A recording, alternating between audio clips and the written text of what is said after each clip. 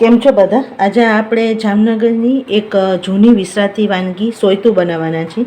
સોયતું generally રજપૂત સમાજમાં બનાવવામાં આવે છે. ત્યાં નાના મોટા પ્રસંગે કોઈ પણ ગેટ ટુગેધર હોય કે લગ્ન પ્રસંગ હોય ત્યાં બનતું જ હોય છે અને સ્પેશિયલ રજપૂત સમાજમાં ખાસ બનાવવામાં આવે છે.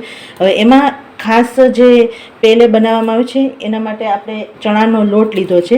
આપણે ગલોલા બનાવવાના છે, એટલે કે એ જે ટ્રેડિશનલ રેસીપી છે એ ટ્રેડિશનલ રેસીપી હું તમને ફૂલ રેસીપી બતાવું છું. ગલોલા બનાવવાનું કે યુટ્યુબમાં તમને મળશે પણ નહીં. ગલોલા એક પ્રકારના મુઠિયા છે, પણ મુઠિયામાં કોઈ પણ જાતના લીફી વેજીટેબલ નથી આવતા. તો એક નાનકડી ચણાનો લોટ લીધો છે. હવે એની અંદર આપણે આદુ, મરચાં અને લસણની આપણે પેસ્ટ નાખવાની છે. રેગ્યુલર મસાલા કરવાના છે. હળદર ચપટી, ચપટી હિંગ, ચપટી ધાણા જીરું અને મીઠું થોડું. બહુ જ થોડો ખાવાનો સોડા નાખશું, જેથી આપણે ગલોલા જે આપણે બનાવીએ છીએ એ સરસ એકદમ ફરસા થાય. થોડુંક 1 ચમચી જેવું તેલ નાખશું અને આ બધું પહેલાં હાથેથી બધી વસ્તુ મિક્સ કરી લેશું. હવે જેમ બનાવવામાં આવે છે આપણે એ જ ટ્રેડિશનલ રીતથી બનાવીએ છીએ. આની આ એક પ્રકારના મુઠિયા છે, પણ મુઠિયા ગોળની જગ્યાએ ચપટા બનાવવામાં આવે છે. પણ તમે જો ટ્રેડિશનલ રેસીપી હું તમને બતાવું, ટ્રેડિશનલ રીતથી જ બતાવું છું, પણ તમે મુઠિયા પણ નાખી શકો. અને એને જનરલી ગલોલા જ કહે છે, મુઠિયા નથી કહેતા. એટલે જે ટ્રેડિશનલ રેસીપીમાં હું જે તમને બતાવવા અને જે સમજાવવા માગું છું એ આપણે જે પણ પ્રાંતની, દેશની કે કુઝિનની કે રેસીપી હોય, આપણે એ જે વસ્તુનું જે નામથી બોલાવતા હોય આપણે એ જ નામથી આપણે તમને જણાવીશ. હવે એમાં થોડુંક પાણી લઈ અને એક મુઠિયાનો આપણે ટાઈટ લોટ બાંધીએ એવો બાંધવાનો છે. એટલે ચણાના લોટમાં તો ખાસ ધ્યાન રાખવું કે પાણી જો વધારે પડી જશે ને તો થોડીક તકલીફ પડશે, એટલે થોડું થોડું પાણી નાખવાનું. જો આપણે સરસ મિક્સ કરી લીધું છે. થોડોક ચણાના લોટના હિસાબે થોડાક હાથમાં ચોટશે, પણ તમારે ચિંતા નહીં કરવાની. તમે હાથેથી આવી રીતે અથવા ચપ્પુના મદદથી બધા હાથમાં જેટલો લોટ હોય લઈ શકો. હવે ગલોલાનો શેપ છે ને જેમ બતાવે છે, આપણે જેમ ટ્રેડિશનલ છે એમ કરશું.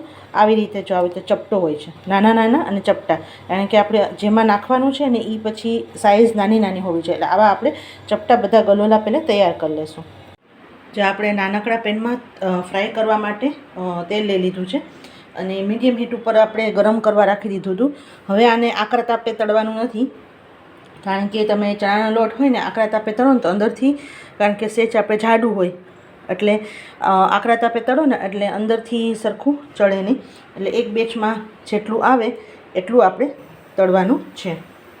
અને પછી આવાથી મીડિયમ હીટ ઉપર એને એકદમ સરસ ખસ્તા અને ક્રિસ્પી થઈ જાય ત્યાં સુધી તળવાના છે આપણે.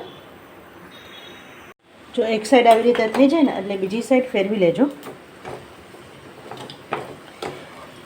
કોઈ પણ જો ભાજી નાખેલી હોય ને તો કદાચ તમે મીઠો સોડા ન નાખો ને તો ચાલે, પણ આપણે ખાલી ચણાના લોટમાંથી જ બનાવેલું છે ને એટલા માટે આપણે થોડોક મીઠાનો સોડો આપણે મીઠો સોડો નાખેલો છે.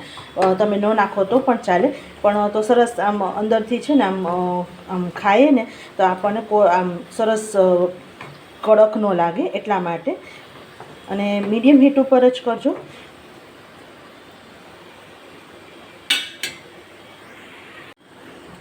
જો આપણા ગલોલા તૈયાર છે એટલે હવે આપણે કાઢી લઈએ એને.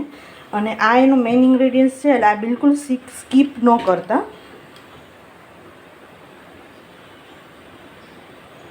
તો હવે સોયતું બનાવવાનું ચાલુ કરી દઈએ. એના માટે એક કુકરમાં તેલ લીધું છે. તેલ થોડુંક લીધું એટલે તેલ સહેજ ગરમ થાય એટલે એની અંદર જીરું નાખવાનું છે. આમાં બિલકુલ રાઈનો વઘાર ન કરતા, જેમ ટ્રેડિશનલ રેસીપીમાં નાખવામાં આવે છે એ રીતે જ કરશું. આમાં રાઈનો ટેસ્ટ નથી સારો લાગતો, એટલે ખાલી પહેલાં જીરું નાખી દેવાનું છે.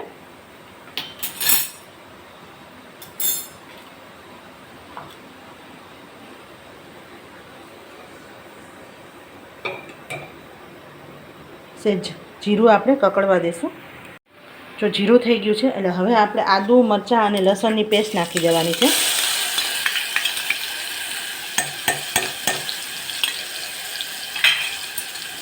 એને સરસ સાતરવાનું છે. હજી આમાં સોયતામાં બીજી ઘણી બધી વસ્તુ આવશે, એટલે ગલોલા એક નથી, એટલે તમે એમ ન સમજતા એક વસ્તુ છે, પણ આખી રેસીપી એન્ડ સુધી જોજો. હવે એની અંદર એક નાની સમારેલી ડુંગળી નાખવાની છે. હવે સોયતુમાં જે મેઇન વસ્તુ છે ને આ સોતળવાનું જ છે. તો સરસ સોતરો નહીં ને તો સોયતાનો ટેસ્ટ સરસ ન આવે.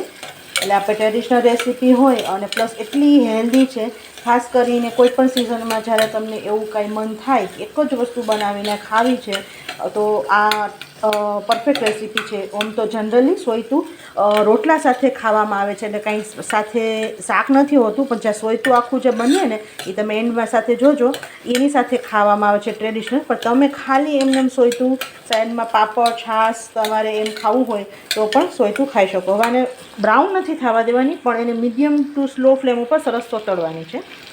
જો સરસ સોતરાઈ ગયું છે. અને હવે એક બટેટાની આવી રીતે લાંબી લાંબી કતરણ કરવાની છે. હરેક જે આપણે વેજીટેબલ જે નાખશું એ લાંબા લાંબી સ્લાઇસમાં જ નાખવાની છે, પણ છતાં તમે તમારે ચોઈસ પ્રમાણે નાખી શકો. એને પણ સરસ સાતળવાનું છે. આમાં થોડુંક આપણે 1.5 ચમચા જેવું તેલ લીધું હતું, પણ આમાં હજારથી વધારે તેલ હોય પણ તમે મીડિયમ તેલમાં પણ બનાવી શકો, કારણ કે આને સરસ જે પણ વેજીટેબલ નાખીએ ને સરસ તેલ સાથે સરસ સોતળવાનું છે. હવે એની અંદર પીસ નાખેલા છે. મારી પાસે અત્યારે વટાણા તાજા લીલા હતા. જો તમારી પાસે લીલા વટાણા તાજા ન હોય તો જે સૂકા વટાણા આવે ને એને પણ તમે પલાળી અને તમે આની અંદર નાખી શકો.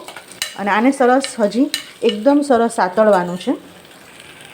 જો સરસ બટેટા અને વટાણા સરસ સોતરાય છે ને, હવે આપણે રેગ્યુલર મસાલા કરી દઈશું. હવે એની અંદર નાખવાનું છે હિંગ, હળદર, 1 ચમચી નાની 1 ચમચી કાશ્મીરી લાલ મરચું છે. તમે તીખું જો વધારે ખાતા હોય તો હજી 2 ચમચી નાખી શકો. હું મીડિયમ સ્પાઇસી કરું છું. અને ગરમ મસાલો ખાસ નાખજો, આમાં ગરમ મસાલો હોય જ છે. મીઠું આપણે અત્યારે નાખી દઈશું. આની અંદર હજી મેઇન વસ્તુ એટલે કે ભાત આવશે. એટલે સોયતુંમાં મેઇન ભાતથી બનાવવા મતલબ ભાતનું જ હોય છે, એક પ્રકારનો તમે પુલાવ કહી શકો. બરાબર છે. તો આને મસાલાને સરસ તેલ સાથે સરસ સોતળવાનું છે. એટલે જેમ તમે સરસ સોતરો ને તો જ સોયતુંનો સરસ ટેસ્ટ આવે, નહીંતર સરસ બિલકુલ ટેસ્ટ ન આવે. સોતળવું સરસ જરૂરી છે. હવે આપણે એક મોટા વાટકો બાસમતી રાઈસ લીધા હતા અને એને આવી રીતે પલાળી લીધા હતા. તમે જો ન પલાળો તો પણ ચાલે, તો ધોઈને સરસ 2-3 પાણી ધોઈ લેવાનું. પણ મારી પાસે ટાઈમ હોય તો તમે અડધો 1 કલાક પલાળી રાખ્યા છે.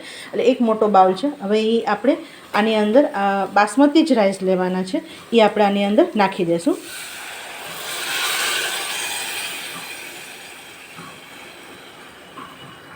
અને આને સરસ હલાવી લઈશું. હવે આપણે 2 ગણું આપણે પાણી નાખવાનું છે. ઓલરેડી આની અંદર જે રાઈસ સાથે પાણી હતું ને એ 1 કપ જેટલું હતું. એટલે ટોટલ 3 આપણે જે માપનું તમે લીધું હોય ભાત એના 3 ગણું પાણી લેવાનું છે. એટલે જે મેં માપનું ભાત લીધા હતા ને એ 2-3 પાણી ધોઈ અને એ જ માપથી 1 કપ પાણીમાં પલાળી લીધા હતા. એટલે એ કપ મેં પાણી સાથે જ નાખેલું છે. જો તમે નિતારી દેતા હોય પાણી તો 3 ગણું પાણી નાખવાનું અને માપીને નાખવાનું. જો આવી રીતે જો સરસ આપણે પાણી નાખી દીધું છે. હવે લાસ્ટમાં તમારે આવી રીતે 1 ટમેટું નાખવાનું છે. એ પણ આવી રીતે લાંબી સ્લાઈસ કરીને નાખવાનું છે. અને સાથે આપણે અડધો લીંબુનો જ્યુસ આવી રીતે નિતારી દેવાનું છે. તો ખાસ જામનગરની સ્પેશિયલ સોયતું રેસીપી વિસરાતી જતી ટ્રેડિશનલ રેસીપી છે અને ખાસ રજપૂત સમાજમાં બનાવવામાં આવે છે. પણ આપણે કોઈ પણ સમાજમાં કોઈ પણ પ્રાંતમાં હોય પણ આ રેસીપી એટલી સરસ છે, હેલ્ધી છે, ટેસ્ટી છે, તો તમને ખાવાની એકદમ મજા આવી જશે.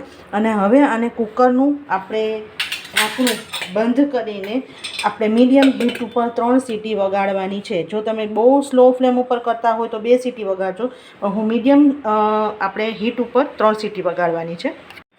સોરી, આપણે એક વસ્તુ નાખતા ભૂલી ગયા. છેલ્લે આપણે ગલોલી નાખવાની છે. આ મેઇન છે અને આની અંદર જ નાખવાની છે, કારણ કે આપણે એકદમ ચણાના લોટની બનાવેલી હોય ને એટલે જ્યારે આપણા સોયતું સરસ પ્રોપર કૂક થાય ને તેની સાથે એ પણ મીડિયમ એકદમ પોચું સરસ થાય, ખાવામાં મજા આવે.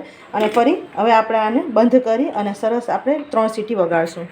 જો આપણે 3 સીટી થઈ ગઈ હતી અને પછી કુકરને એને મેળે જ તમારે ઠરવા દેવાનું. અને હવે આપણે કુકર ખોલી લઈ. જો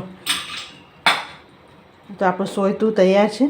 અને ઉપર આપણે ગરમ ગરમ તમારે કોથમીર નાખી દેવાની. અને આ આવું ઢીલું જ હોય છે. હવે ટ્રેડિશનલ છે ને સોયતું તમારે રોટલા સાથે જ ખાવામાં આવે છે. એની સાથે કોઈ પણ જાતનું શાક નથી હોતું. જેમ શાક રોટલા સાથે ખાઓ એવી રીતે ખાવામાં આવે છે. પણ તમે જેવી રીતે માફક ન આવતું હોય, જામનગરના તો ખાસ રજપૂત લોકો તો તે આવી રીતે જ ખાતા હોય છે. પાપડ માફક ન આવતું તો એમને તમે આ વન ડીશ તરીકે લઈ અને સાઈડમાં પાપડ તમે લઈ શકો. હવે આપણે સર્વ કરી દઈએ.